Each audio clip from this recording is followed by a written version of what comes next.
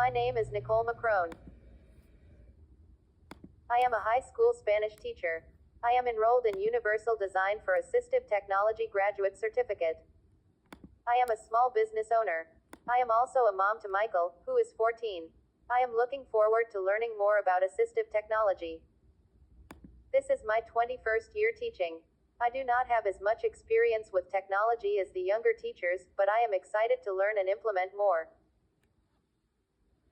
Cough drop seems to be quite a complicated application to use at first, but once you have it down and create boards that make sense for your communication goals, I feel as though it would be beneficial.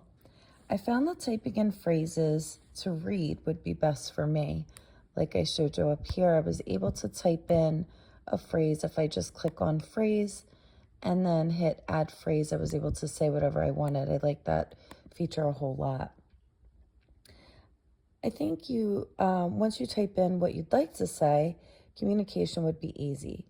But I would think that responding quickly and effectively could be difficult for a new user. I see that there's lots of individual words and you can get simple ideas across, but things that might be more complicated could be more difficult.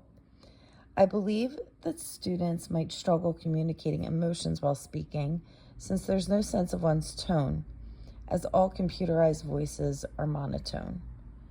Students could get frustrated if what they want to say might take long or might not be communicated clearly to the listener.